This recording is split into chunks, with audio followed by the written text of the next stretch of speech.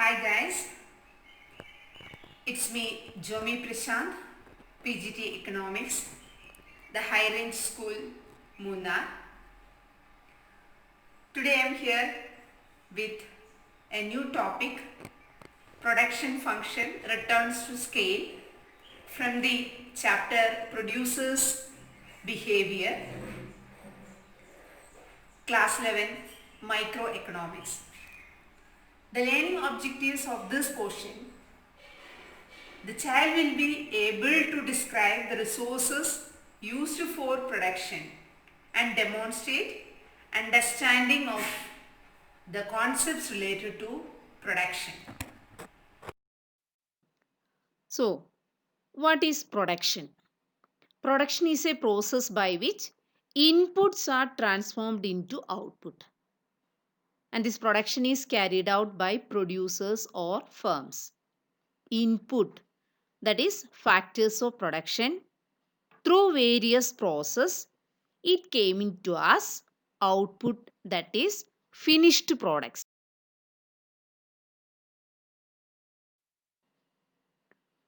In the beginning of the session, we can conduct one activity of brainstorming. Look at this picture and what was necessary to produce or make this item.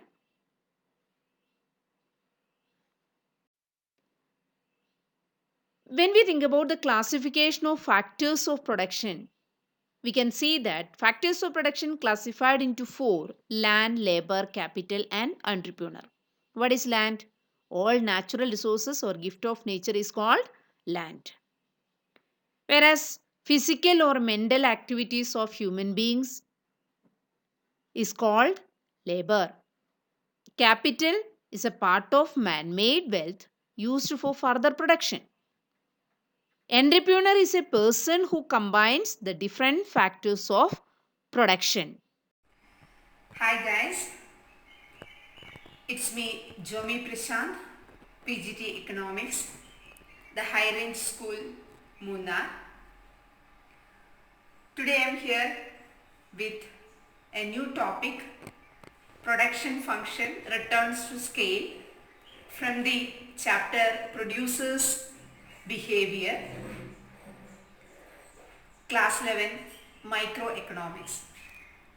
The learning objectives of this portion: the child will be able to describe the resources.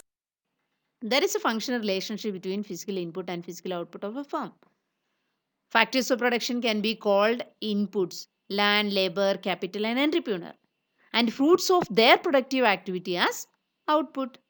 Then, mathematically, a production function is expressed as follows: Q is equal to function of F1, F2, etc. Fn, in which Q stands for outputs. Small letter f stands for function of. Capital letter F, F1, F2, Fn stands for various factor inputs.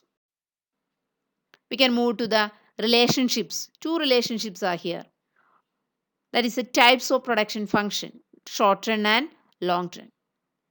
When we think about the short run production function, we can see that it refers to a situation when output is increased by changing only one input while keeping other inputs unchanged.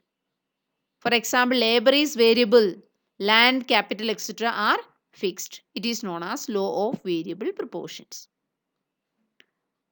Whereas long run production function refers to a situation when output is increased by increasing all the inputs, land, labor, capital, entrepreneur, simultaneously and the same proportion.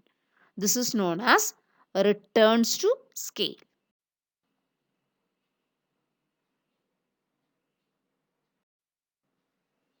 We can move to the behavior of output or the basic concepts of the product or production. There are three concepts: total product, average product, and market product. What is total product? TP refers to total output of a good produced per unit of variable input employed. Average product refers to output produced per unit of variable input. So AP is equal to TP divided by units of variable inputs. What is marginal product? Marginal product refers to addition to the total product on account of one more unit of variable inputs. So what is the formula for calculating marginal product? MPN is equal to TPN minus 1.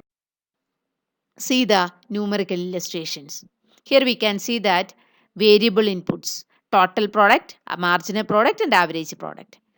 When we use more and more of variable input, total product increasing at a decreasing rate, then increasing at a decreasing rate, then it become constant, then it start to falls. Related to that, there are slight changes in marginal product and average product. Average product in and marginal product, in the beginning it is increasing, then it start to decrease. But we can see that when total product become constant or same, marginal product is 0, and total product start to decline when marginal product become negative, but AP is positive only. The same relation we can see with the help of this graphs. In that graph we can see TP, AP and MP. With the help of this graphic representation, we are able to understand the relationship between TP, AP and MP again.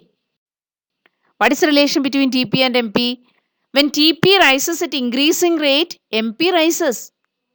When TP rises at decreasing rate, MP falls but positive. When TP falls, MP falls but it is negative. Then what is the relation between MP and AP?